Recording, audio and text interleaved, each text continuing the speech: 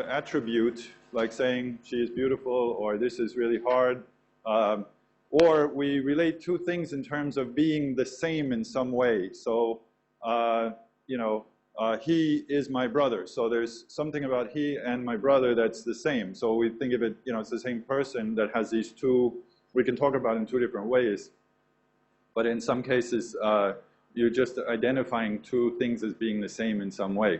So those are the relational processes. It's part of our experience. So these are just the most common kinds of experiences we have. And so that ends up being the most common kind of thing we talk about. And so, you know, there's an old dictum in linguistics that languages do best what they do most. So the things that we talk about most are going to be the things that are going to be most conventionalized in language.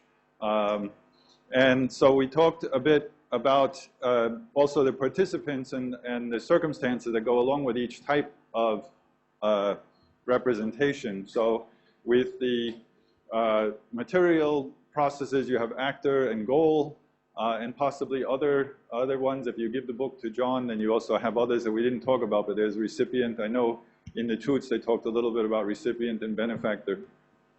We'll talk more about those today.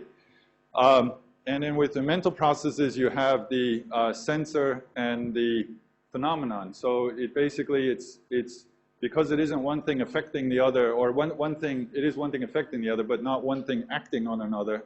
So that's why we say it's the sensor, the one who senses or experiences it, and the stimulus or phenomenon that causes the person to have that state of mind. And then we talked about the relational processes. We didn't get to finish the relational processes, but these are basically the two main types is just when you're attributing something to a person or thing, or you're relating two things in an identificational sense. You know, you're saying this is equal to this. And with these, we said that there were three types, the intensive, circumstantial, and possessive. Now again, the distinction, there is a formal distinction. In other words, there's a difference in the form you use, generally, just in terms of the verb you use or the kind of attribute you use. And so that's really the only difference between the circumstantial and the possessive, but it reflects a meaning difference. And again, in this theory, we're all about meaning. So the reason why there's this distinction between the three types, which no other theory does actually, is because there is a meaning difference, and this meaning difference is reflected in the form to some extent. So in each of these, we'll talk about attributive versus identifying, and then within each of these two major types, we talk about intensive, circumstantial, and possessive. So we talked last time with the attributive type is you can't reverse the two. This is one of the characteristics is it's a one-way kind of attribution. So it's Sarah is wise, he sounds like a blockhead, tutorials every Tuesday, I own a Rolls Royce. So these are all of the attributive type, which is just basically ascribing one thing to another, you know, giving a characteristic, or in the case of possession, you know, you're actually giving a possession to the person, like I own a Rolls Royce or Peter has a piano. And the identifying is when you're equating the two. And there are a number of details that we'll get into about the equating of the two, but they're reversible. And that shows it's just like an equation in math. They're reversible. And so you can say Tom is the leader or the leader is Tom. And they're going to be used in different contexts, though, because, and with the factors that influence that, we'll talk about in a second. And so this is part of one of the things, the questions that came up in the tooth slips that you all gave in, was this relationship of like context of situation, context of culture, and whatnot. So the context of situation is really just part of the context of culture, is kind of the manifestation of the overall culture in a particular situation. And that's going to include what's happening, and it's going to include the linguistic context. And so that's going to determine, this relates to a question people had about how do you know what's marked and unmarked as well. So it's the situation that's going to determine also what's marked and unmarked in a particular situation. And so it is actually, you're getting into fine details of looking at the actual situation, the textual situation, the overall, who's talking to whom, all of these social aspects that come into it. There's many different aspects that go into determining which form you're going to use in a particular context. So I'm going to talk about some of the factors with this type because there's a number of different, four different possibilities with this identifying type. I'm going to skip out the intensive attributive. Some people ask what an attributive complement is. It just means that the second noun is an attribute. That's all attributive complement means. So when you say she is beautiful or she is a lawyer, beautiful or lawyer, that's the complement because it completes the sentence. And in this case, it's an attribute, so we call it an attributive complement. So that's all that is. And then, so we have all these examples where it can be either an adjective or it can be a noun. This is in the intensive type. In a minute, we'll talk about the, when you get into the circumstantial type, then you have prepositional phrases can occur here, or even adverbials can occur there. So we'll give you examples in a minute. So then in getting to the more complicated intensive identifying clauses, when you have something like Bob is the one who on the left, the old village is where I grew up, these are reversible. The one on the left is Bob, and depending on your situation, in this case I put these in bold because this is where the new information is. This is kind of the unmarked situation where the theme is something you already know about. So this is, the theme is kind of given or understood already. And what you're asking for is this new information at the end. And that's the usual situation. When I say unmarked, it's the most common situation. And so what that means is if we're talking about Bob, then you want to say, well, which one is Bob in the picture? Well, Bob is the one on the left. So then the stress, it will go on this part. And this part we call the identifier because, as I said, this one is kind of known. It's already identified. So this is the thing we know about. This is identified already. So how do we identify it? Then we use the one on the left. So we can point to the one on the left to identify who this Bob is. So we know who Bob is. But we want to know which image in the photo represents Bob. So we could rephrase this as Bob is represented by the one on the left. So in this case, the village is where I grew up. Again, the same kind of thing where you're getting the kind of new information. This is the thing that you identified. We're talking about the old village, and that's where I grew up. It's something you want to say something about the old village. So that's the old village is put in the theme position. In initial position, it's also the subject. So that's kind of the unmarked thing where the subject is the theme. And then the new information, which basically, some people noticed this, so I didn't really go into it explicitly last time, that the identifier is the new information. The identified is the old information. And so these can be moved around. And so I said here, it's also possible to have the identifier in initial position. So you could say, if we're talking about who's the leader, I can say the leader is Tom. That would be the unmarked or less marked situation where I put the leader is Tom, where Tom is the new information, the identifier. I can put that at the end.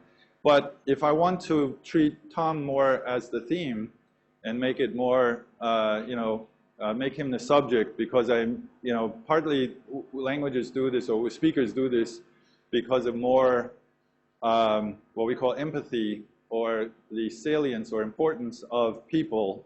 So very often we will put the people in theme position and the people in, the topic and subject position.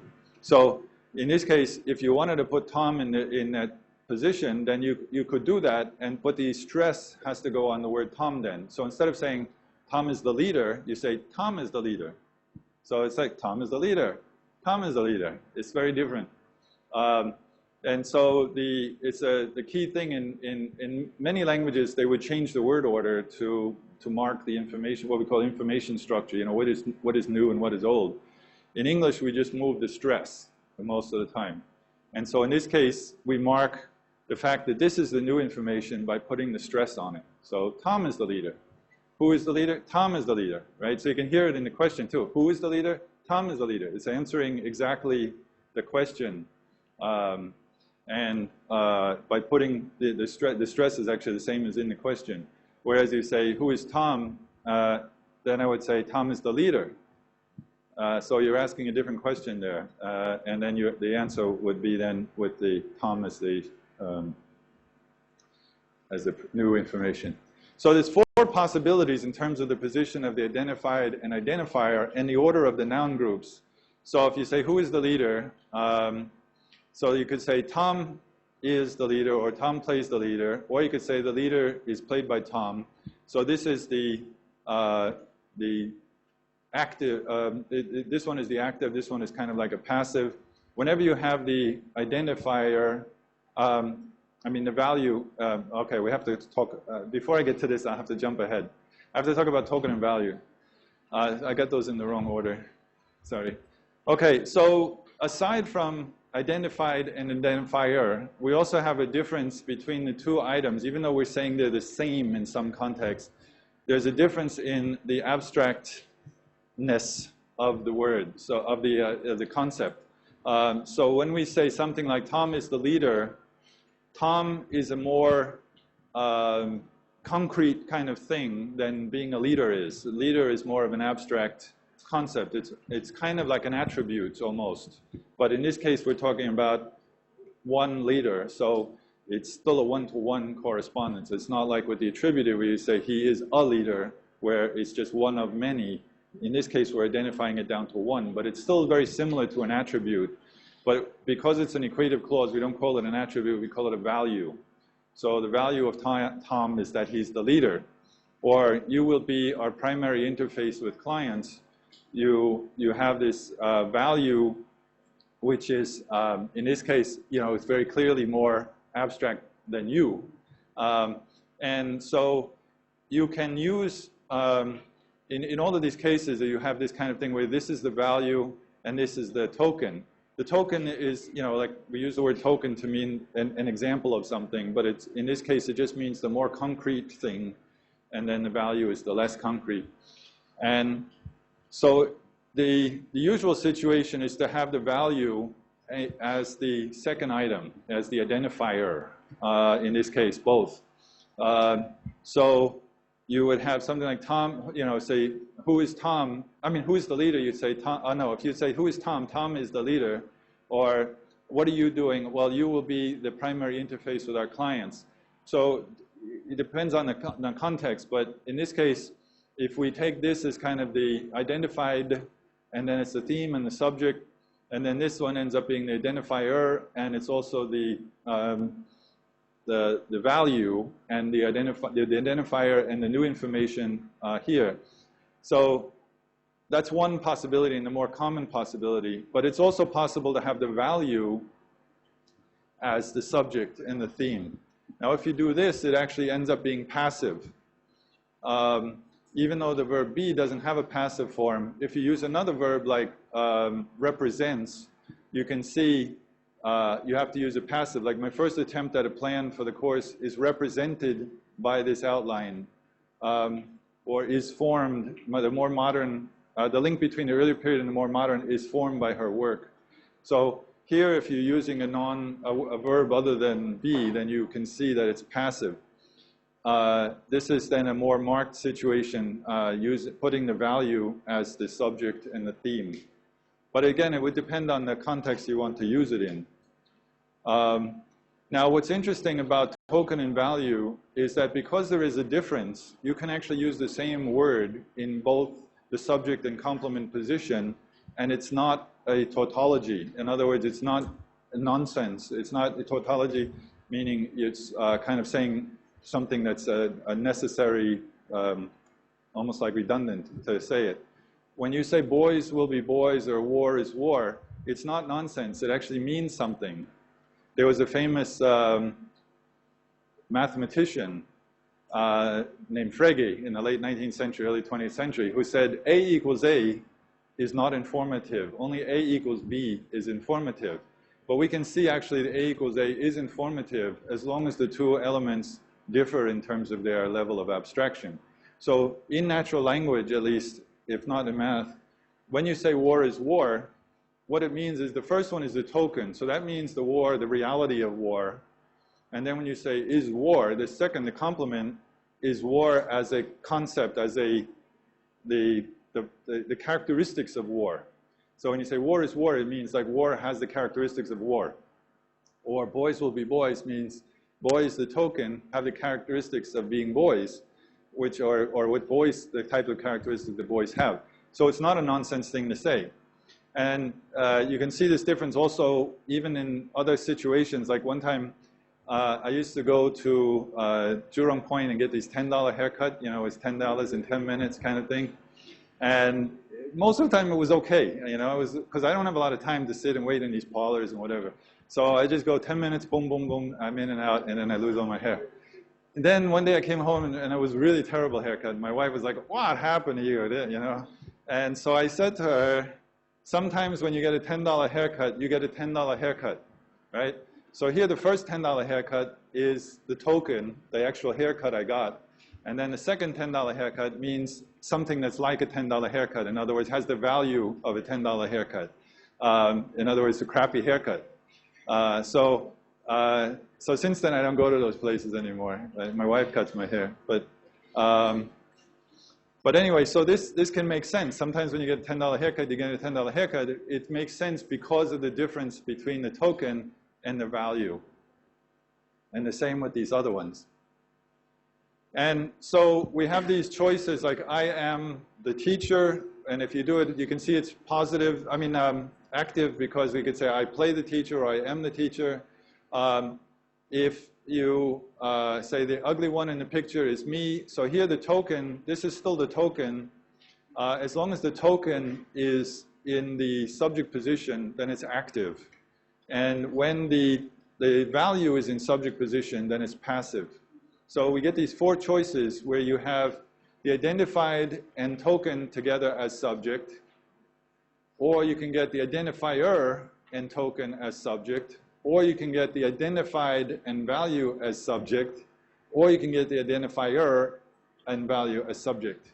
So the Michael Halliday talks about these as having different values in terms of markedness. So this is the most unmarked one because you have the token and subject in an active clause all being the same. So it's active, that's unmarked. The subject and the token is the same, so that's unmarked. In this case, you have the, and also the identified as subject. So this is in three ways unmarked. In this one, you have the token as subject, but the identifier is the subject. So that's a little bit more marked. In this case, you have passive voice, but it's still the identified and is the subject, but here the value is the subject, so that's a little bit more marked. But this one is the most marked because you have the identifier and the value as subject, and so this would require a more narrow context in which it would, kind of work well. So all of these are possible, and there's lots of, language always gives you lots of possibilities. It just depends on the context. Within that particular context, which is the kind of more effective one to use in terms of the flow and getting the person to understand what you're talking about.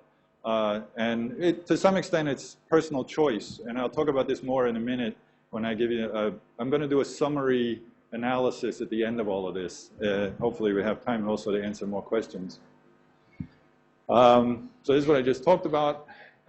Okay, so any questions about this kind of thing? I mean, you'll have more practice with this on the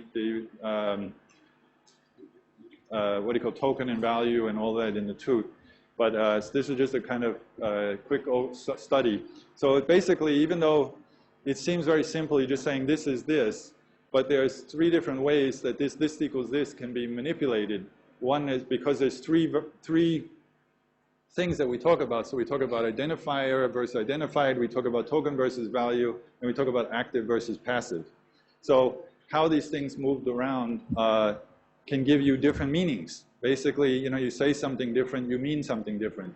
So you have to evaluate in that context, is this what you mean to say? Is this the most effective way to get across what you mean to say? And so you can think about these things when you're writing or speaking.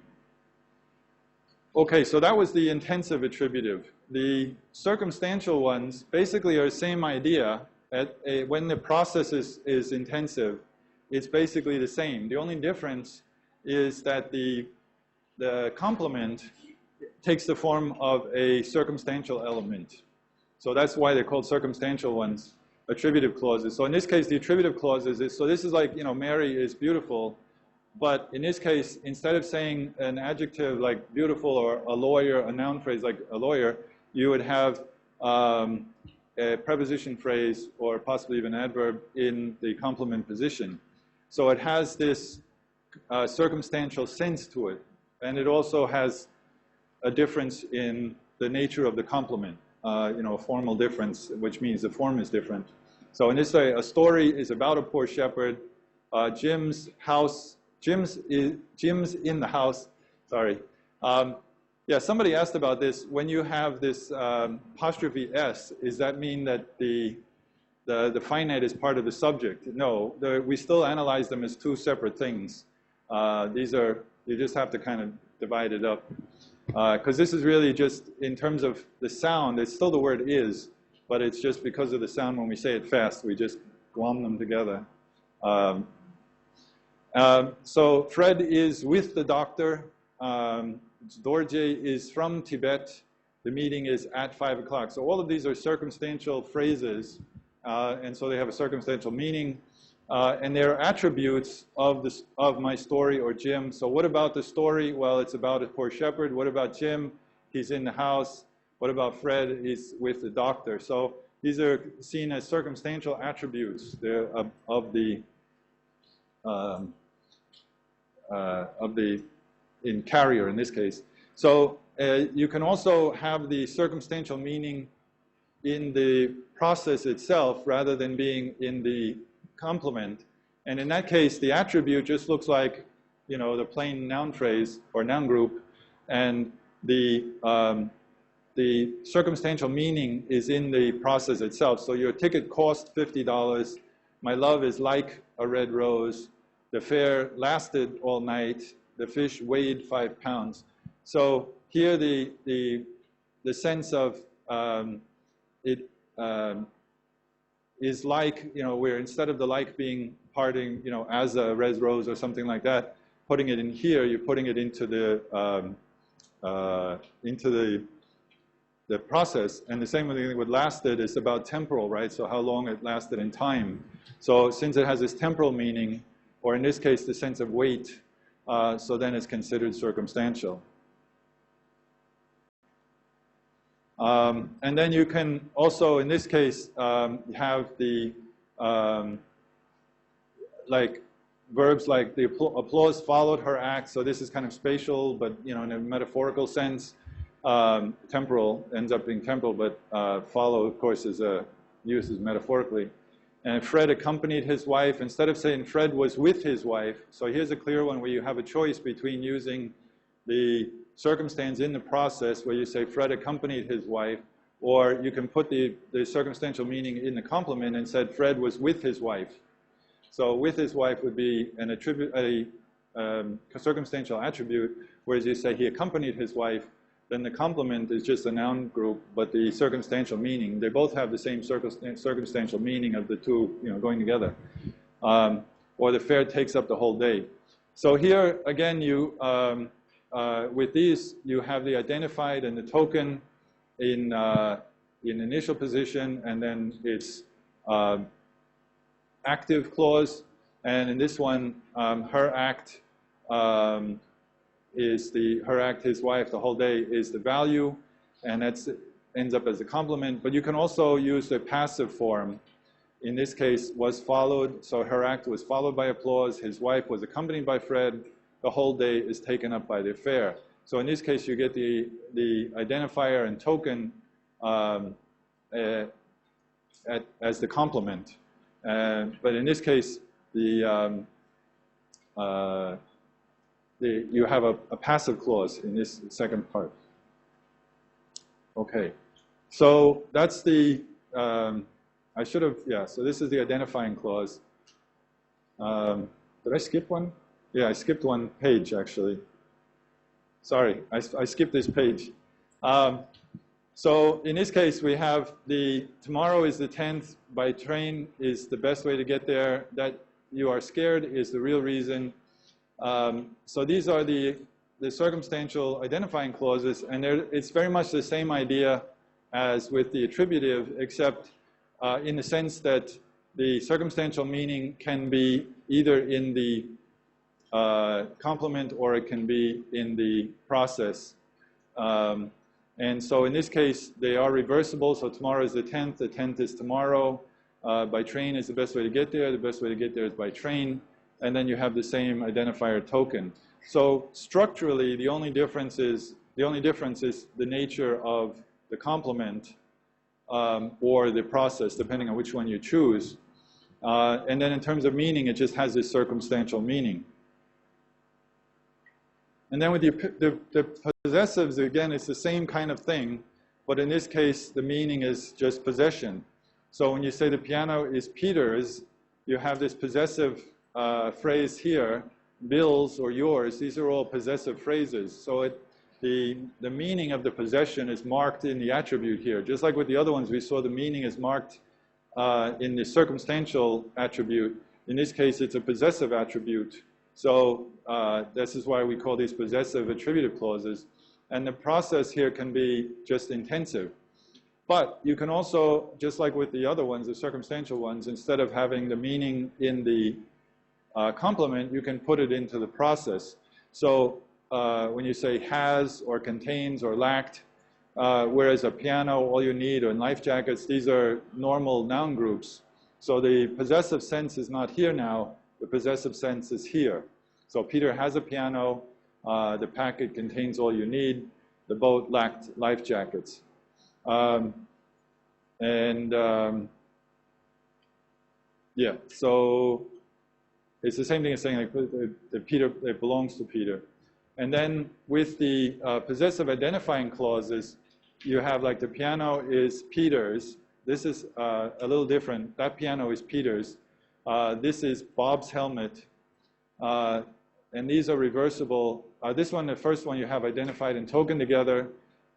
In this one, you have the value as the subject, so it's reversed, but it's considered receptive is the same thing as passive in this theory. So Peter's is that piano, Bob's is this one, or I owe the $4. Peter owns the piano.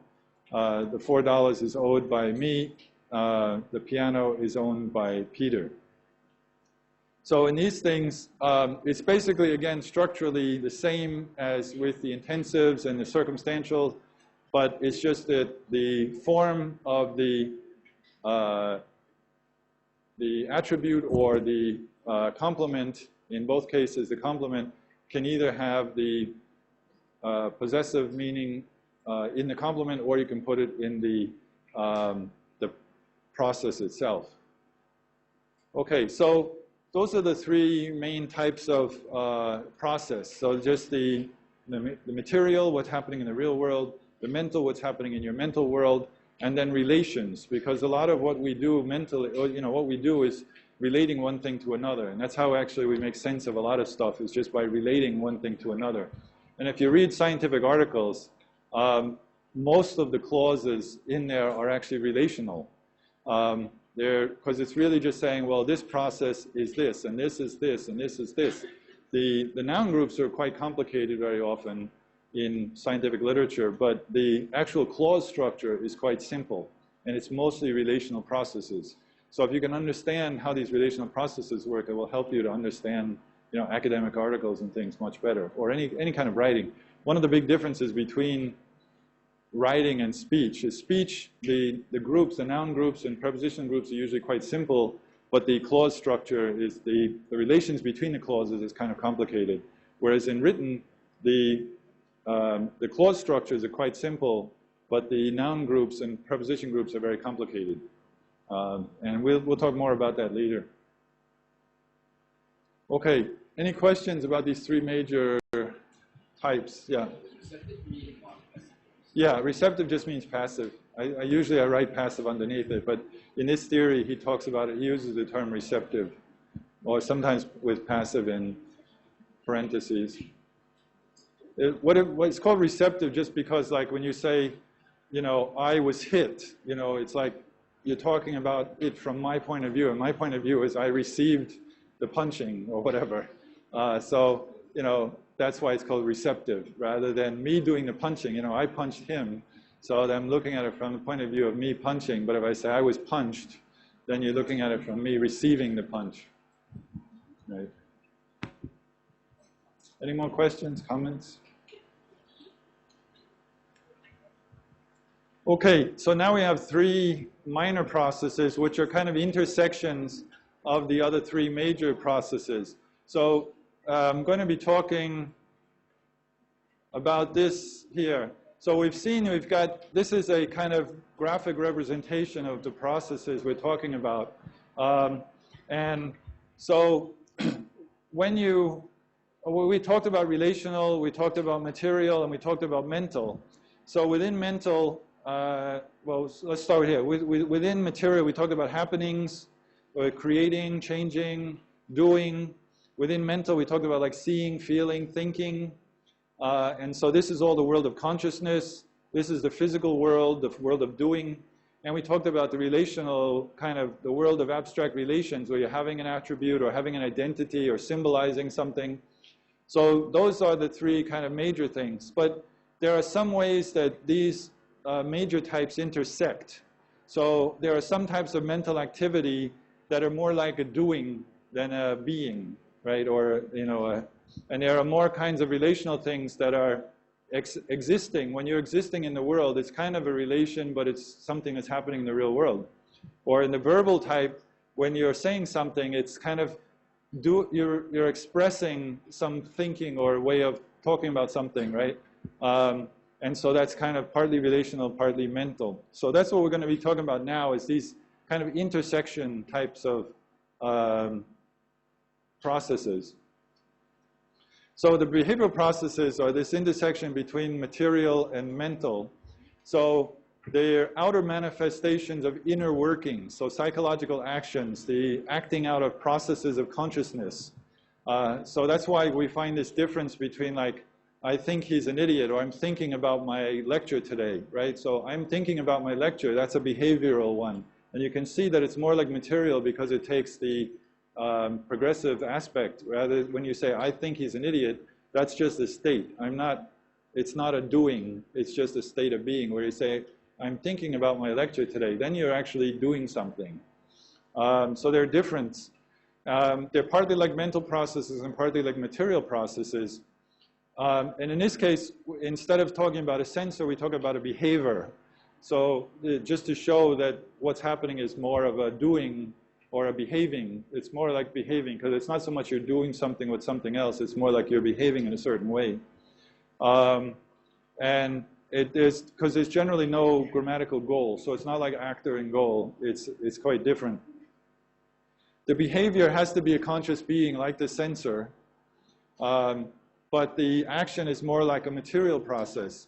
And these are things like where you have consciousness represented forms of behavior, like the difference between see, which is a state, and look, which is a behavior, right? So I see him, that's just a state of my mind, but I'm looking for him, that's a doing, right? So that's a behavior. The same thing with watch. You know, I'm watching Game of Thrones or something like that. So then you're watching, that's actually a conscious, you know, active doing rather than, oh, I see him. Or listening is different from hearing, right? Oh, I hear this noise all the time. It's not like I'm listening for it. I'm listening to I'm trying to listen to my music, but I'm hearing the noise outside, right? So they're kind of different things. One is I'm doing something, the other one is just happening. It's just a state of my mind. The same thing, I just gave the example, the dream, you know, I have a dream, you know, I'm dreaming about something. When you say I'm dreaming, or I was dreaming, last night I was dreaming about, whatever, I don't know. I don't dream. My dreams died years ago. Just kidding. Verbal processes behavior. So here we have things like chatter and talk and argue and grumble. So you say, well, he grumbled something. In that case, there is often an object or, you know, like something like a goal, but it's not like you really, it's not really affecting the thing. It's just the grumbling is how he was acting, or he was chattering, you know, is kind of how you were acting. And then the physiological processes manifesting states of consciousness. So like, when you cry because of something going on in your head, right? Either you're happy or you're sad or something like that. So it's an outward manifestation of this state of your mind. And we talk about he's crying. He's crying about his mother because she died or something. Or laughing at something, or smiling at something, or frowning, or snarling, or whining. And then there are certain physiological processes like breathing and coughing and fainting and defecating and yawning and sleeping. Sleep is a funny one because that could go either way. And then bodily postures, when you sing a song, I mean, that's obviously just a behavior, right? When you sing or dance, something, it comes from inside you and you start moving around, you're dancing, lying down, sitting up. And so in this case, the unmarked present tense can either be simple present or present progressive. So it shows the kind of borderline between the material and mental. So if it's more like material, it's going to be present progressive. If it's more like mental, it's going to be simple present, right? So, so you say, I was dreaming peacefully. She was worrying about the exam. They cried all night long. John sat down on the chair. He was looking at the sea. So in these cases, you just have the behavior doing something. And in this case, we've added circumstances because these often will have certain kinds of circumstances to either explain what is going on or give it some kind of time frame or whatever. Okay, so that's the behavior type. And then there's verbal processes, which are between the relational and the mental processes. So in these cases, they represent symbolic relationships that are part of the inner workings, but enacted through language. So in other words, they're relational concepts. Part of the inner workings means they're kind of like mental. They are part of our mental going on. But these are dealing with like saying and meaning. These are enacted through language. So in these cases, we have a sayer, the person who's doing the saying, and then possibly the receiver, the one who hears, the addressee. And then the verbiage is what you are talking about, what you are saying. Not an actual quote, but in the sense of like when I'm talking about the apartment, that's verbiage. And the name of the saying, sometimes a question is a word that's also verbiage. The verbiage can be either the content of what is said or the name of the saying. And I'll give you more examples. Or you can have a target, the entity that's referred to. So in the case of like a quote, this is a little bit different when you say, I said I'm leaving, where you just have a direct representation of I said I'm leaving. So the reason why we call this relational, and in some languages, like in Tagalog, you actually just say, his saying this. You just use an equational clause. You actually use an equational clause in Tagalog when you say, sabi ni Marco, so what Marco said was this, right? So they use actually an equational clause to show you that it's kind of relational. And in this case, you're just using, this is the quote. And you can also have reported speech, which is not a direct quote, but it's kind of reporting what the person said in an indirect way. We call it indirect quote, right? So this is an indirect quote here. So instead of saying, I'm leaving, he said, he's leaving. If it was direct quote, he'd say, he said, I'm leaving. But very often we will change that to the indirect style and say, he's leaving. Now this is more like what I'm talking about here, where we say, he will describe the apartment to you, where you have the sayer, and in this case it's imperative, so the sayer isn't mentioned. But he will describe the apartment to you. So the apartment is the verbiage. Explain the rules to me. Again, the verbiage. And I ordered steak. I promised these earrings to another person. So describe the apartment to you. So the to you here is the receiver. So here's better. These should have all been on the same page. Sorry. So she spoke Chinese to me. Jim told a story to the children. So all of these are kinds of verbiage, just basically what's talked about or the name of the thing. Like he told me a story or explain the facts to me or explain the rules to me. And in this case, when you have a target, the target is different from the receiver, and it's the person who it was directed at. So when you say he chided Jim about his sloppiness, of course it means he was talking to Jim, but it's not the same thing as he's saying he told Jim about his problems, or I praised Billy for his honesty. So it's almost, the reason why these are treated separately is this is almost like the goal of the action, right? So when you chide somebody, you know, it's, you are actually almost like treating the person like the goal, the one that you're affecting by your doing it, rather than just being who you're talking to.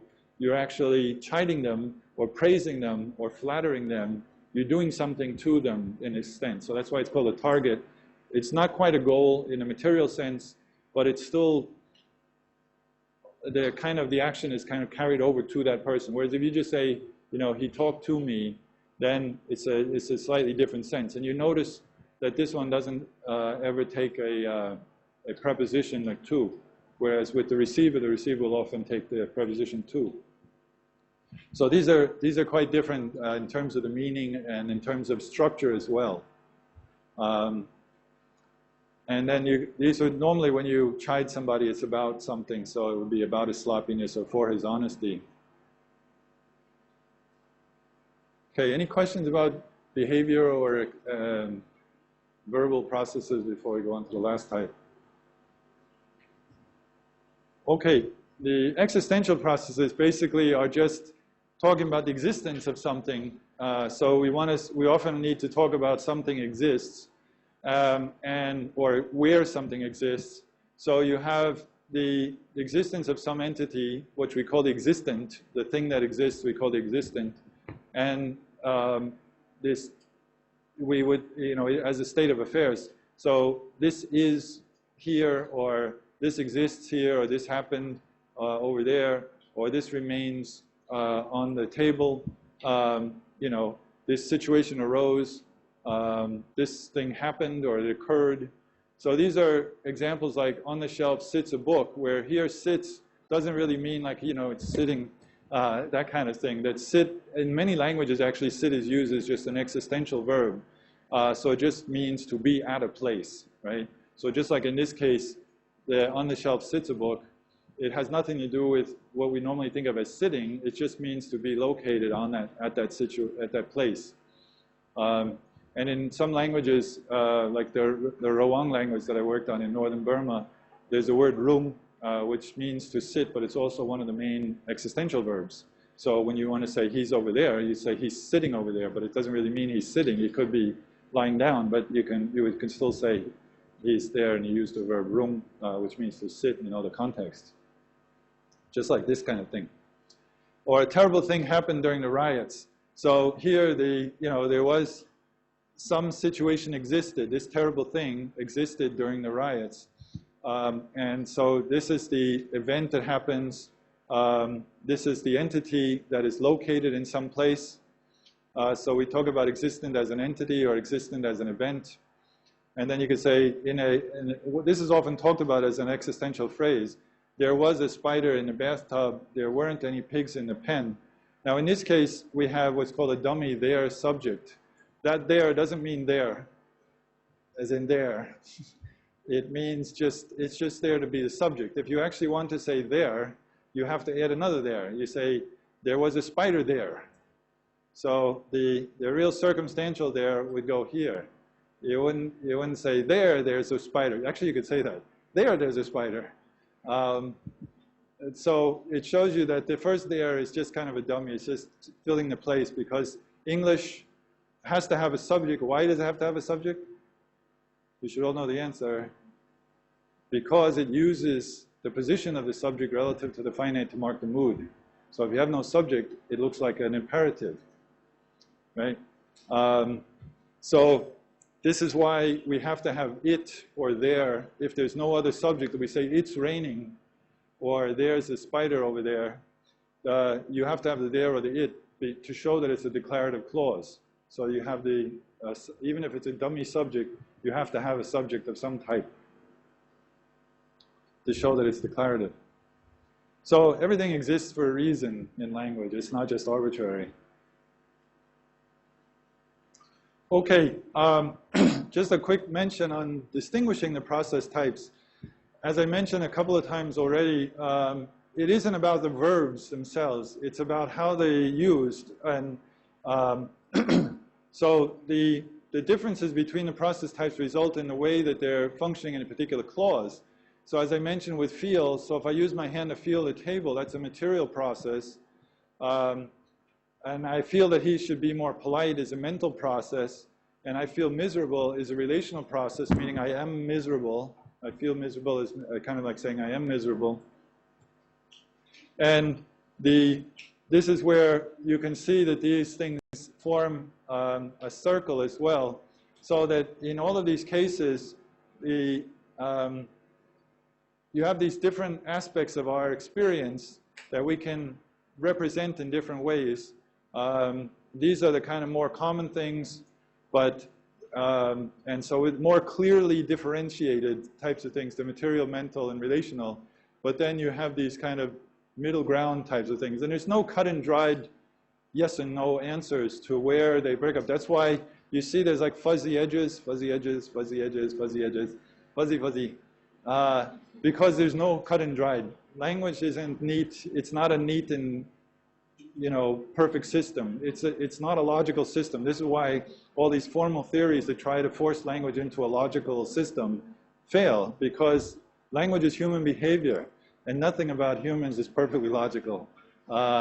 We don't act that way. We do things according to our goals at the particular moment, and certain things conventionalize, and then that changes over time. So things that were at one time motivated and so conventionalized with one purpose, later on our purposes change, but their forms are still there. So this is what happens in language, is that when the form conventionalizes, when it becomes part of the grammar, it's fully motivated. In other words, there's a reason for it. But over time, it just becomes habit. So even when our motivation has changed, the forms are often still there. And so we don't see the motivation anymore. And so then it may not work so fully transparently. You know, in other words, it's not so clear as to why we do certain things. But it all at one point did make sense in terms of achieving our goals of communicating. Everything in language, I have a paper where I actually argue this, but everything in language has to have arose because of the people's intention to express certain meanings. So there is a necessary connection between everything in language and the cognitive patterns and thinking of the people and the desire of the people to express certain meanings. And so that's not something that all linguists accept. A lot of linguists just think that language is just some kind of arbitrary system that fell out of the sky. Whereas, you know, for those of us who we call ourselves functionalists, we think that it arose, it emerges out of interaction by, you know, people trying to achieve their goals. It's just like with a path through a field, right? If you ever look at a path through a grassy field, right, how does that path come into being? Right? It's not that people said, oh, let's make a path through this grassy field. It's just people wanted to get from here to there, and they didn't want to walk all the way around, so they just walked through the grass. And if a lot of people do it, the grass gets worn away, and a path appears or emerges. We call it emerges. And so it's not that anybody decided to make that path. It's just because so many people did the same thing over and over again, the path appears. This is the way language develops. It just appears. It's what we call an emergent phenomenon. It emerges out of people trying to communicate. Or like an economy. If you know, economy is another example of this emergent phenomenon. You know, nobody tries to create an economy. It just emerges out of people doing their individual interactions, and then the economy develops. Or a traffic jam. Traffic jam is also an emergent phenomenon. Nobody tries to make a traffic jam, right? No, everyone wants to avoid a traffic jam, but everybody's trying to get to the same place at the same time, and so a traffic jam emerges out of that, all the individual things. We have an institute here called the Complexity Institute, and we study those kinds of what we call emergent phenomena or complex phenomena. And this is what makes linguistics quite interesting, is because with these complex phenomena, there's no one cause. It's not always clear what causes, because the overall emergent phenomenon, the thing that arises out of this, is greater than the sum of all the individual things that led to it. And so it's very complex, and it's very different from the simple sciences. You know, in the past we used to talk about the simple sciences and the special sciences, or the simple sciences and complex sciences. So physics, chemistry, they are simple sciences because they're very predictable. And in fact, they take predictability as a sign of science, but it just means that they're simple, that's all. So you can isolate a single variable and predict how that variable is going to act. Or if you put two chemicals together, you know what's going to happen when you do that. But with the special sciences like biology, linguistics, economics, these kind of things, you cannot isolate single variables. It's all this human behavior, and it's all more complex systems, like the human body is a very complex system. So that's why when you take medicine, you don't know how it's going to react to your body. You and your sister may take the same medicine. You have very different reactions. You may be allergic to it, she may not be. So there's, in biology and whatnot, these are what's called the simple or complex sciences, where it's much harder to kind of pin down what's going to happen in a certain situation. That doesn't mean it's not scientific, it's just more difficult science. So I mention this because somebody asked, is linguistics a science? And it's like, yes, it's just a more difficult one. But that's, you know, if you look at the history of the development of science, originally everything was philosophy. And that's why we still call doctor of philosophy. When we get a PhD in anything, we call it doctor of philosophy, because originally everything was philosophy. So starting with, you know, the Greeks, Aristotle would just sit under a tree and just talk about stuff. And, you know, he never tested anything. So he would say things like, if you had a heavy ball and a light ball, and then you drop them, the heavy ball will fall faster, right? That's wrong. But nobody questioned it for like 1,000 years, more than 1,000 years, 1,500 years, until Galileo actually tested it, and he found that, well, actually that's wrong. That the falling bodies have a constant rate of 9.8 meters per second squared. You know, so they're, you know, throughout the history of science, it's always been kind of a movement out of philosophy into more empirical science. So first you had physics, then you had chemistry, then even chemistry went through some really weird stages. But before they found oxygen, they talked about phalestron and stuff. But anyway, and so you have all of these things coming out. And then one of the reasons why Darwin was so amazing is because he showed that with biology, which was considered something that was really intractable, he showed that there were some things that you could say that seemed very scientific. So then a lot of the social sciences said, well, if he can do that, we can do that too. And so that's where linguistics actually got started, was trying to do for language what Darwin did for you know, biology. And so little by little, the more difficult ones have been trying to become more scientific.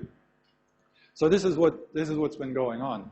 So it's not that we're not a science, it's just we're a younger science and a more difficult science. And so that's why you know, a lot of people kind of sneer at us when we talk about it. I actually gave an interview to the newspaper one time in Australia, and I started off by saying, well, linguistics is behavioral science. And the woman was like, science? Behavioral science? It's like, yes. You know, I didn't smack her, I should have though. Okay, back to our thing. Oh, we didn't take a break, sorry. I lost all Bantian.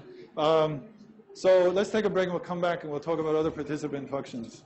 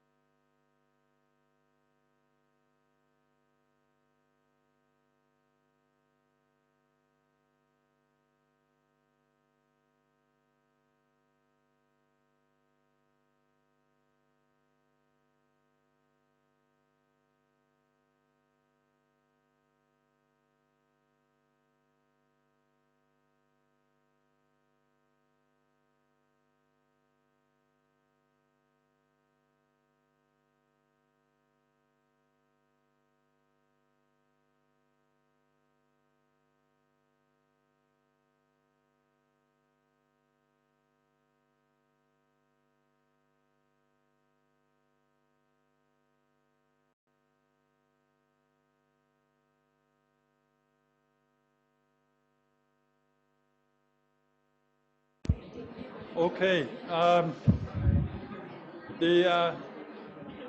get back to, there was some questions that came up during the toot, and I'll talk about those, and I'll talk about some other things later.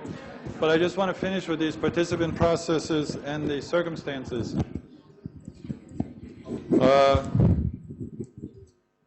Hopefully it isn't working. So, as you talked about a little bit in the toots, we have this thing called beneficiary, which we break down into recipient or client. And so the beneficiary can appear with all the major processes and subtypes when it's, and it has two subtypes, which are recipient and client. So the recipient is the receiver of the goal. So if I give you a book or I send somebody a picture or whatever, then you have the goal. I mean, the recipient is the receiver of the goal. Like I drew Jim. No, that's not it. Yeah, I drew Jim a picture. No, these are all client. So I drew a picture. The client is the one who benefits from the service. So when you say I drew a picture, right? It may be, this is something that language has a choice in, or the speaker has a choice in, whether you profile something like this. I drew a picture for John. From the point of view of I'm drawing a picture, and then who am I doing it for? But then there's another way is to profile it is I'm giving it to give him, or I'm giving it and giving it to him. So in the case of so you can treat the recipient, I mean the beneficiary as either recipient or client, and the language gives you this choice, and it's just a matter of how you profile the event, how you want to express the event. So when we do something like this, I drew a picture for Jim. Even if I'm going to give the picture to Jim, I'm still profiling it as Jim being a client rather than the one I'm giving it to, because in this case, it may not be I'm going to give it to Jim. It may be that Jim was required to draw a picture, and but he's not good at drawing pictures, so I drew it for him. Right, so it doesn't mean I'm necessarily giving it to him. I'm going to give it to whoever Jim was required to write the picture for. Or I baked a cake for me. Again, it might be on my behalf that she baked the cake. It's not necessary that she gave me the cake. I played a song for you. In this case, you know, you're really not giving the song to the person at all. You're doing it for the person in the sense of you're benefiting the person by playing the song, or, you know, appeasing the person, or whatever it is you're doing. It's not really giving in this case. So, or I drew, and in these cases, you can have a reversal. So in this case, when the client is at the end of the clause, you use a preposition. So, and you use a for, because you're doing something for somebody. But these are reversible when and these are used in different contexts, because when the newest information is who you did the thing for, you put that at the end, because the general rule in English is that the new information comes at the end. You know, just like before I was talking about how the unmarked situation is have the identifier at the end with the intensive clauses, is because the general rule is the new information in the most unmarked case comes at the end of the clause, and that's also where the prosodic stress is. You know, there's the main stress of the sentence. But if in the case, like I drew a picture for Jim, so this would be an answer to who did you draw the picture for? Well, I drew the picture for Jim. Whereas if in the other case, what did you do for Jim? Oh, I drew Jim a picture. So if the new information is what you drew or what you baked, then that can come at the end. And in this case, the client doesn't take a prepositional phrase. So this is something you may have noticed before, but it's not unmotivated. It is motivated in the sense that the new information comes at the end, and generally the reason why this one doesn't take a preposition is because it's treated more like the direct object of the verb, at least structurally. It's not really the direct object, but it's treated like that structurally. So I drew him a picture. She baked me a cake. She played you a song. Now, if it's a recipient, then there's an actual giving going on. So in this case, she gave a cake to me. I sent the papers to John. I faxed the forms to him. So the two, actually, you know, it's like towards. So you're moving something towards that person or giving it to the person. But these are also reversible with the same principle involved. So if, you know, the question is, who did she give the cake to? You'd say that she gave the cake to me, with this at the end. But if you say, well, what did she give you? Well, she gave me a cake. So these answer different questions. So they be, what I mean is the different contexts. So in the context where what's new information is the cake, then it comes at the end, and you use this format. And so this is a general principle of the shifting like this. Now with verbal processes, the beneficiary is the receiver, the one you're talking to. So if you say, I told a story to the child, or I asked a question of Mary, in this case, of means from. There's an older meaning of is from. So in English, this is what I was talking about, how even when it's no longer currently motivated, it still sometimes stays in the language. So of originally meant from, and so a lot of our, like when you say he died of pneumonia, it's actually he died from pneumonia, but an older use of meant from. So that meaning is still there, although most Americans or most English speakers wouldn't know that, because you'd have to know something about Old English to know that of meant from. So in this case, we still see this when you say ask a question of Mary. So we're getting information from Mary. I explained the problem to Mary. I said to Mary, I want to go home. Or in these cases, you can also reverse, at least in some of them, you can reverse it. I told the child a story. So again, these answer different questions. So who did you tell the story to? I told the story to the child. Or what did you tell what did you tell this child? Or what did you ask Mary? Or I asked Mary a question. Or I told the child a story. So it's the same principle in all of these cases in terms of this alternation. With attributive relational processes, you also have beneficiaries, and it's the one that's affected by the relation. So when you say she was a good wife, that's a full clause by itself. But you can say to whom, who benefited from her being a good wife. And in this case, she was a good wife to him. She stayed loyal to him. She made him a good wife. She cost him a lot. So even with this type, it's reversible. But it's still just a relational clause.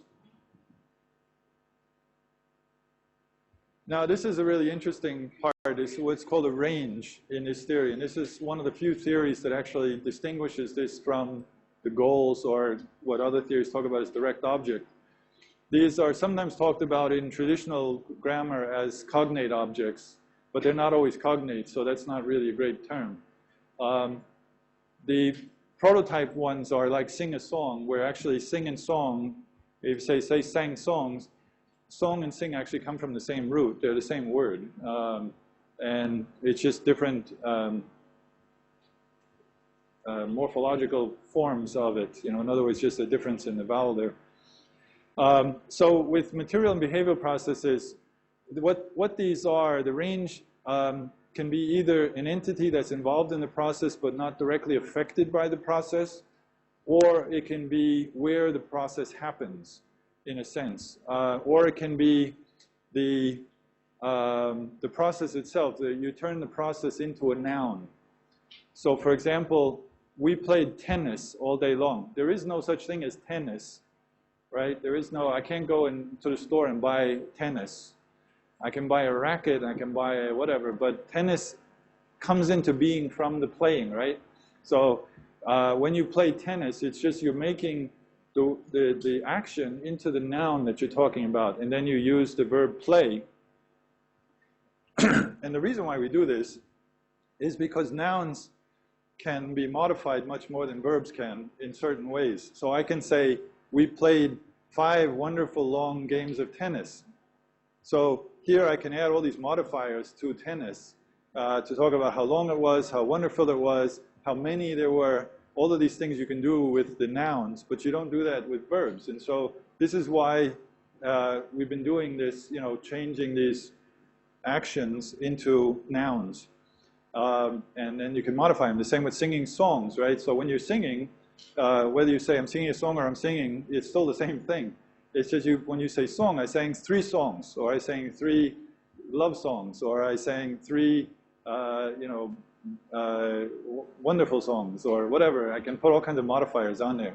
So this is why we do this. And Australians do this much more than Americans. And in Australia, they will do this with everything. So like one time when I lived in Australia, I was trying to buy outdoor furniture and it's wooden stuff. And I said to the guy, "Oh, this wooden furniture, it's kind of a lot of trouble." And he says, "Oh, no, every now and then you give it a sand, you give it a wash, you give it a spackle, what do you call it?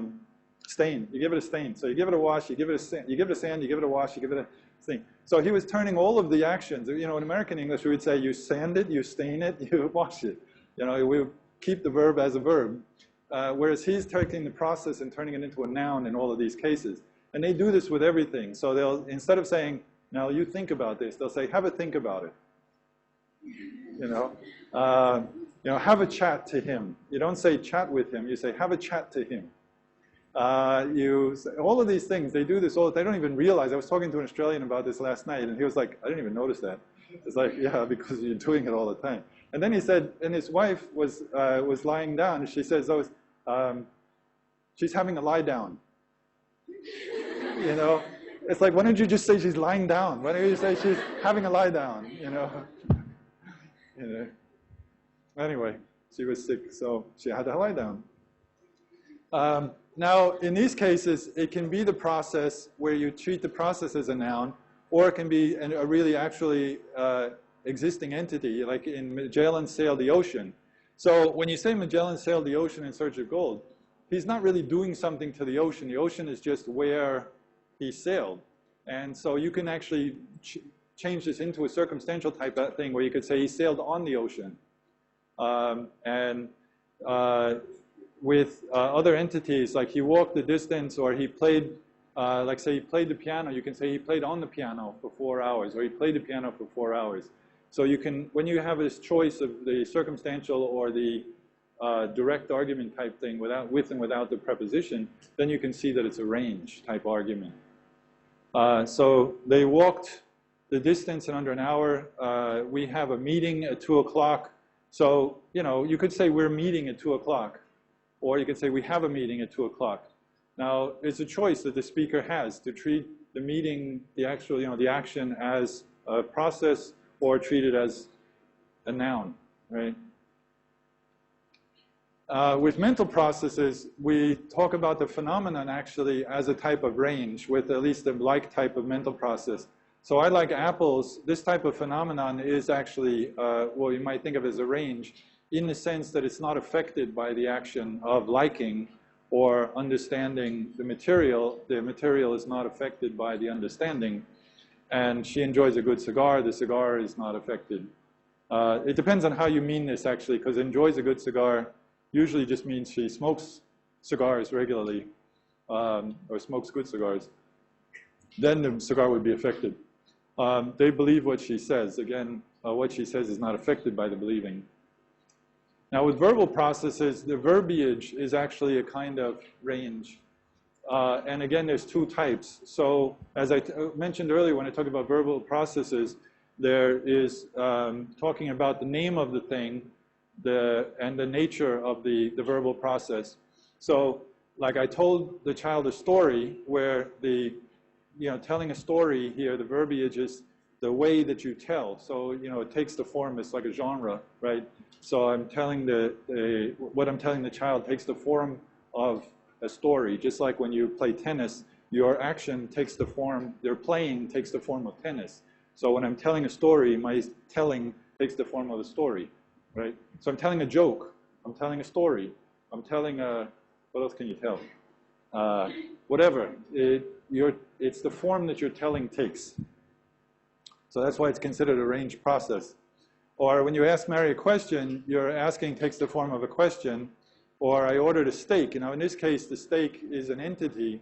It's something that you're asking for, so you're ordering. So in this case, it's an entity. Or I described to Mary what I had in mind. So if you have a particular thing in your mind, some kind of entity in your mind that you're talking about, then that's an entity as well. Okay, so those are all of the aspects about the different processes, the different types of process, the different types of participants that go along with the processes. And as I mentioned, this theory breaks it down much more than any other theory, but I think it's very helpful to knowing all of these distinctions and how they differ in terms of the structure. Because if you're clear about all of this, then you will be able to get more meaning out of text, and you'll also be able to write better. Any questions about these kind of things? Yeah.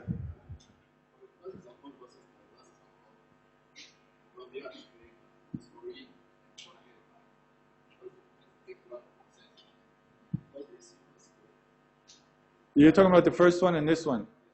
So the difference here is the story is the shape or the form that your telling took, right? So in this case, it's what you're doing. It's just like you're playing. If you play tennis as opposed to playing badminton, right? Your playing takes a different shape. So when you tell a story, your telling takes a different shape than when you tell a joke, right? Whereas describe what I had in mind, it's not so much the nature of your describing. It's just this thing that you wanted to say. So I could say I described to Mary the book, or I described to Mary, the car I just bought. So it means something. So in this case, what I had in mind is something specific, rather than the mental phenomenon there in that sense. Any more questions, comments? Okay, so we already talked about the processes and the participants. Now we're talking about the circumstances, because very often when we have a situation that we're talking about, it takes place in some kind of circumstances, or we want to profile, we want to express certain circumstances around the participants and processes or involved in that same process. So this is the where, when, how, and why of the process. So these are often extra things that you don't have to say. So I can tell you, I bought a book, but I don't have to say when I bought it or where I bought it or how I bought it or all these other things. But I can add those. Those are the circumstances. And these are adjuncts. Because they're not necessary, we call them adjuncts. Adjunct just means something that's not necessary. It's added on. Adjunct means, junct means to join, right? And adjunct means you join it onto it. It's just from Latin. So adjoined, adjunct. Adjunct is just the past participle of adjoin. I shouldn't say past participle because you don't know what that is. But anyway, it's just the past form of adjunct is something that's adjoined. To join together. Adjoin, right? Whatever. But anyway, so these things are, because they're just these extra bits that we add on, they can become subject generally. They are normally the prepositional phrases or manner adverbial phrases, and so they're doing something very different from what the participants are doing. They're not participants, and so that's why they don't become subject or complement. They're related to relational and verbal processes, but can't stand alone. They're simply expansions of the main process. So when I say it's an expansion of the main process, they're actually considered in this theory to be minor processes where you add on an extra bit. And so the way to add on the extra bit generally is through this preposition or something. And if you look at other languages like Chinese, all of the prepositions come from verbs. So when you say he is at there eating, 他在那吃饭, then the thing that some people talk about as a preposition is actually really a verb. And so you can see clearly in a language like Chinese, where all of the so-called prepositions are actually verbs, that these are added bits of information, and to go along with the main process, you have this minor process that's added to the clause. And so the extra participants, in a way, can be added through that process, the minor process. So in this theory, we talk about 9 types of process. And I give you, there's a table at the end, but I forgot to print it with the handout, so I put it on the blackboard. Okay, the first type is extent. so when you talk about how long, how far, how many times, how many units of time and space. So he walked 3 miles. I came a long way. I studied all night. She called 3 times. He comes 3 times a week.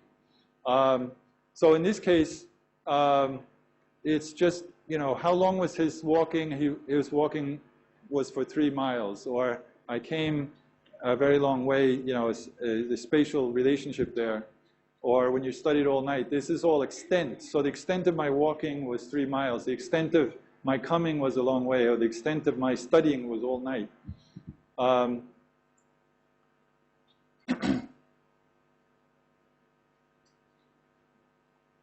One of the things that's interesting is with the spatial type, you can add 4.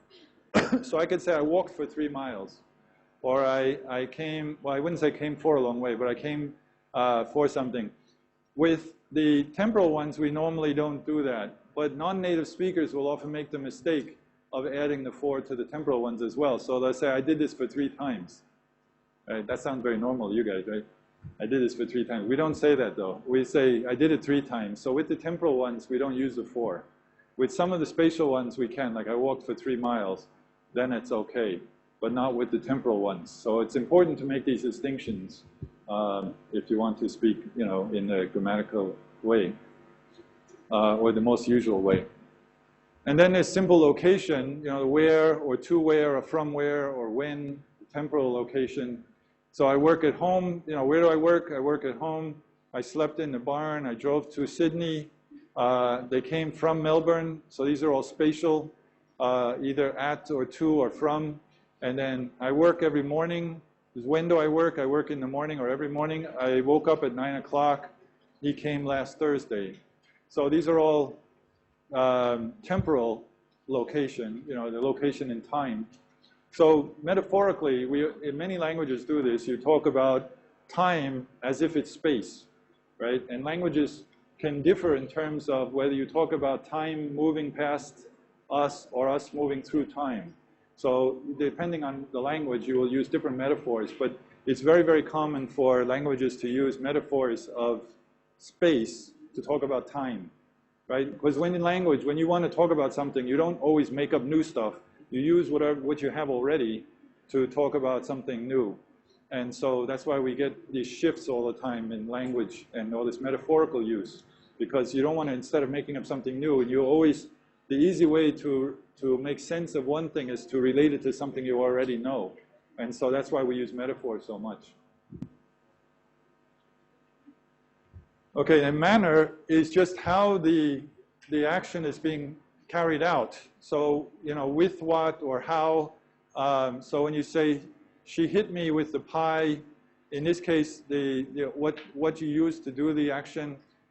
We selected him by drawing axe straws is how you did the selection. He blew up the train with the dynamite is what was used to do the action.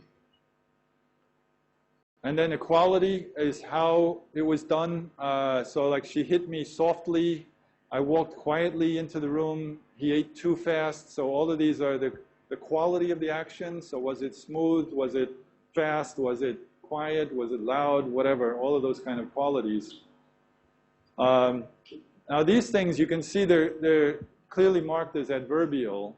These are adverbial phrases. That's different from like we painted the town red, or we colored the chairs blue.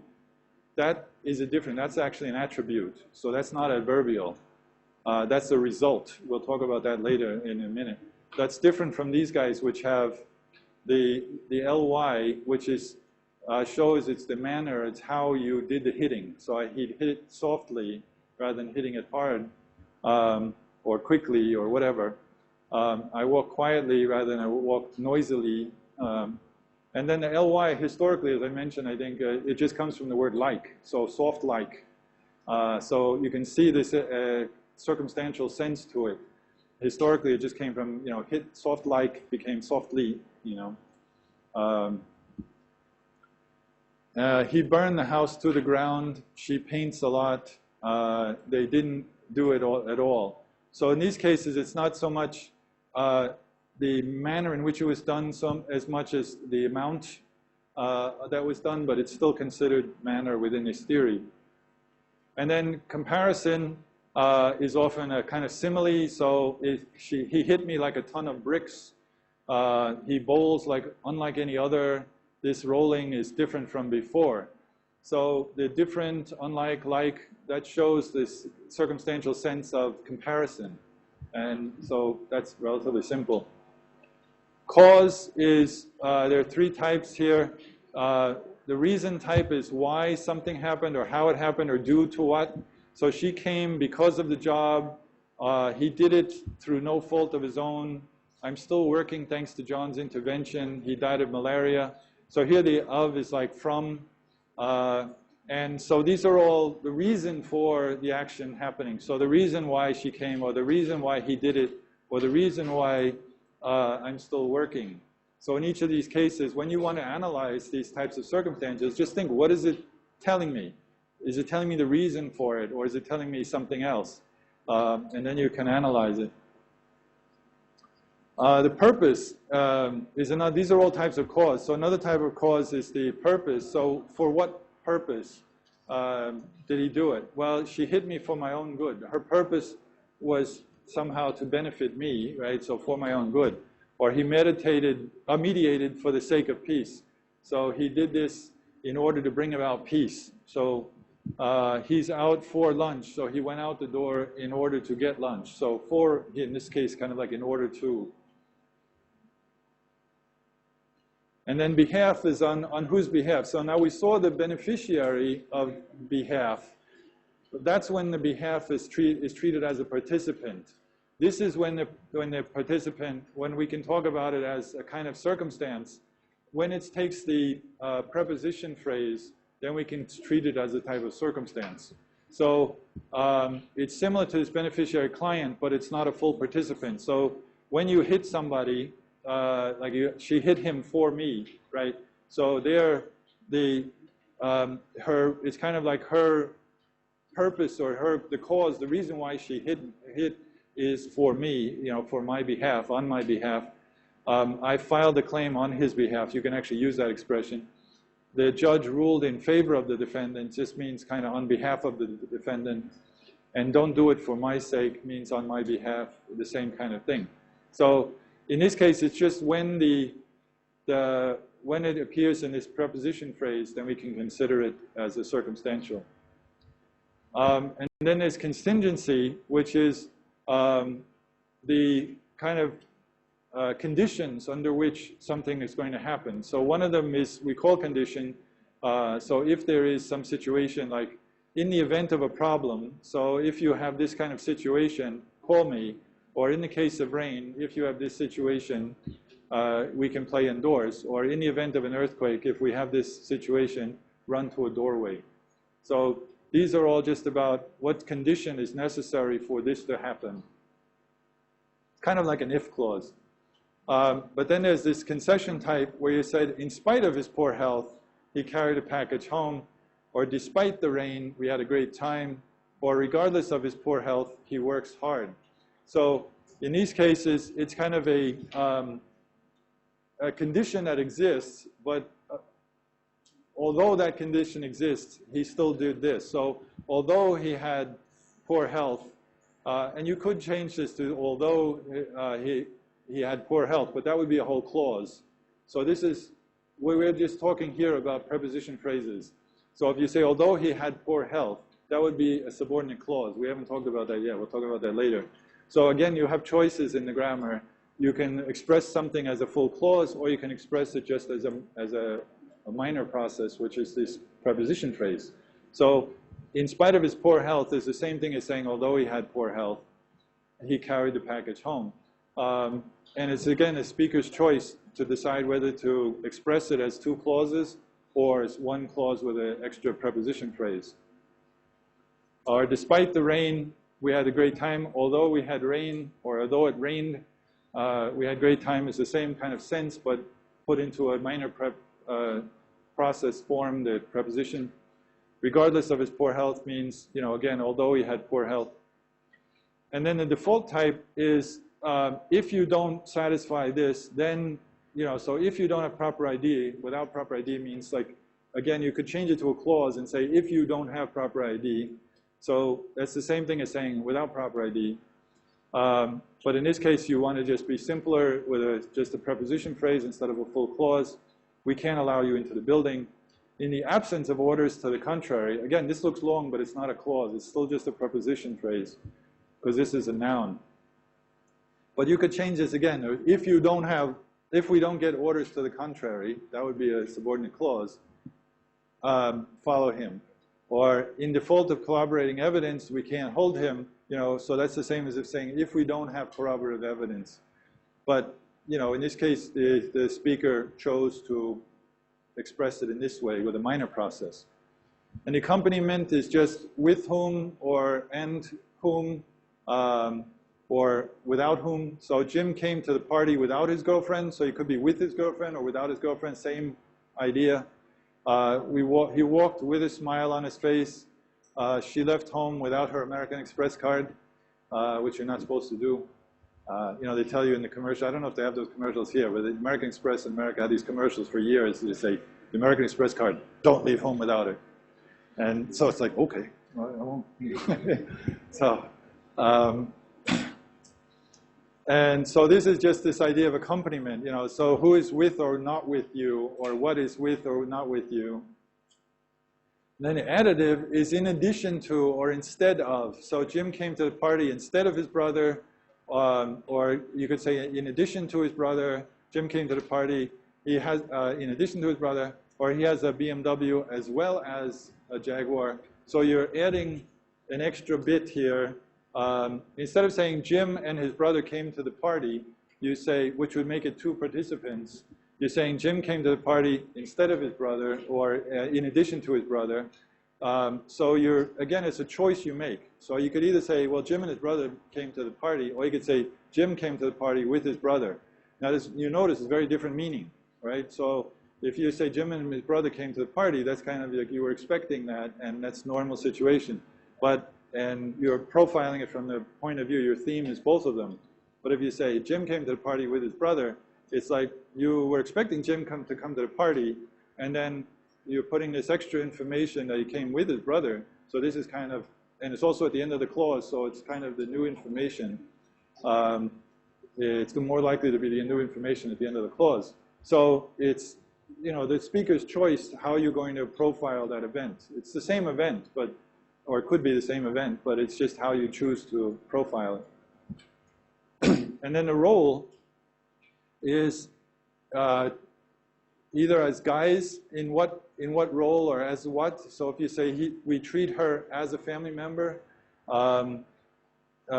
they choose him as a leader.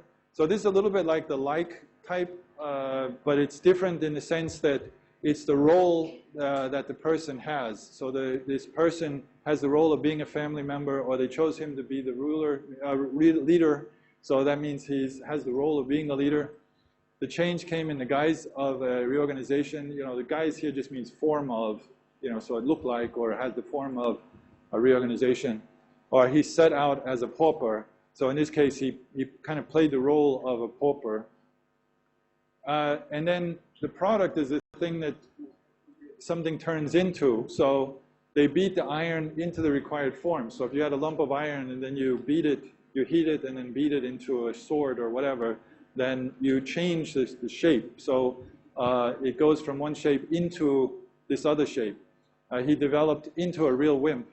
So he went from being just a kid into being this adult wimp. Push those chairs into one row. So you've got all these chairs all over the place, and you push them in such a way that they form one row. Or he pulled the wire into a straight line. So you make a straight line out of the wire. So these are all the product, the resulting form or the resulting thing that comes out of the action. So this is kind of like an attribute, but it's, if you say he was poor, or the wire is straight, or he set out poor, or he pulled the wire straight. This is what I was talking about, the attribute type a minute ago. That's different from the product. Again, it's how you choose to profile the event. So in each case, when you're writing, when you're talking, you have these options. So you can profile it, you know, as a product, or you can treat it as an attribute. And it's going to be different meaning. So it's up to you to choose which way you want to go with that. And then matter, about what? So what are you talking about? This is basically the verbiage, but it's not when it's a direct, the verbiage is normally a direct participant, but when you treat the verbiage as circumstance, then you take with about or of or regarding, something like that. So instead of, you know, I told him a story, I talked to him about his health, so then the matter is like the verbiage, but it's, in this case, it's circumstantial. He daydreams of being a millionaire. I haven't spoken to her regarding the blackout. So here, again, it's this choice. So either you treat what you're talking about as verbiage, which means you treat it as a direct participant in the process, or you treat it as something extra, this adjunct, this circumstantial adjunct of matter. And then the angle is, again, related to verbal processes, where you, instead of putting the sayer as the subject or as the, you know, as the sayer, as a direct participant, you treat the sayer as an indirect participant. So instead of saying, I think they are all guilty, you could say, to me, they are all guilty, right? So I'm saying they're all guilty, but I can do that in a circumstantial sense of just putting, instead of saying, I say this, I can say, to me, they are all guilty. Or according to the law, it's the same thing as saying the law says the universities are all adults. University students are adults. So again, it's your choice. Do you want to make the law the subject, or you want to make the students the subject, and then make the sayer an indirect participant? In the opinion of the court, you are out of order. You know, it could be the court says you're out of order, but in this case, you choose to use a prepositional phrase instead. Okay, now, any questions about circumstances? I have two other things I wanted to do, but one thing very quickly. One thing very quickly about the tutorial. There's, of course, a very, oops, I gotta scroll it.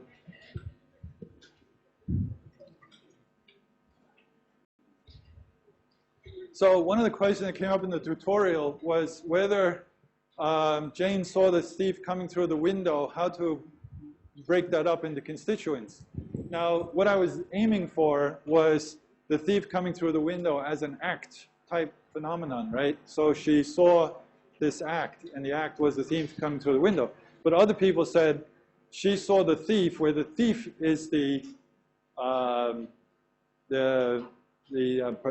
phenomenon, and the thief coming as the phenomenon, and through the window as how she saw it. In other words, a circumstance of manner, you know, how she saw it. She saw it through the window, right? Or, you know, so this is one of the problems with looking at sentences out of context.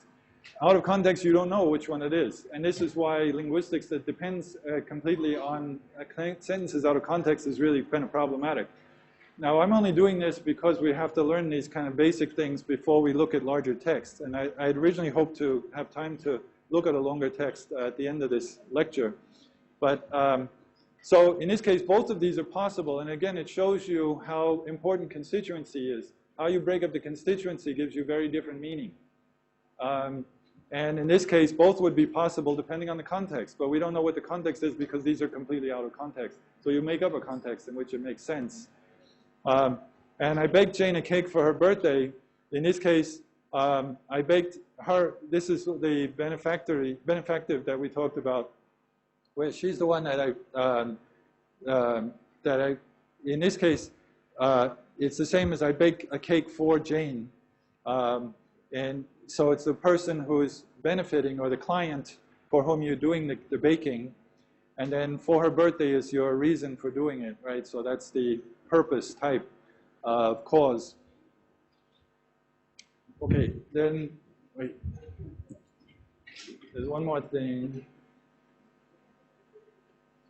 I have a couple more minutes, but So I wanted to talk about this to show you how this goes together. So if we take I just randomly picked a little piece of writing. Since I mentioned Hemingway last week, or maybe I did, maybe I didn't.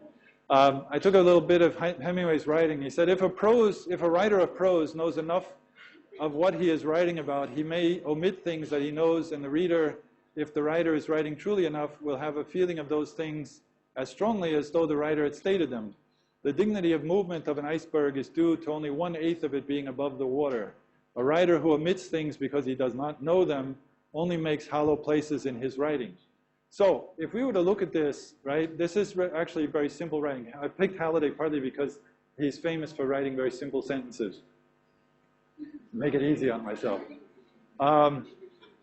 But actually he does some things that are not typical, and he was well known for example, not using subordinating morphemes, like subordinating conjunctions and things. And he didn't use commas, he used and. So like here where he says, he may be omitting things, that he knows and the reader. So instead of putting a comma here, he just goes on, because his style is like very straightforward, very, not descriptive in a flowery sense, but very action-like, I guess you might say it. So he just uses and all the time instead of having subordinate clauses. So if we look at this, if a writer of prose knows enough of what he's writing about, he may omit things that he knows, and the reader, if the writer's truly enough. So where are the clause breaks?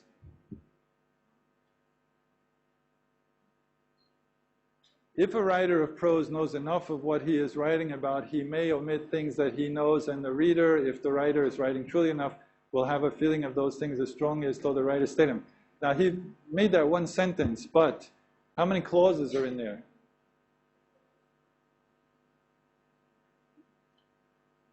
There's one that goes up to knows. Then, if the writer is writing truly enough, that's a hypothetical clause. A parenthetical clause. That just gets stuck in the middle. So the subject of the second clause is actually reader will have a feeling of those things as strongly as though the writer stated them. But if we look at the analysis of this,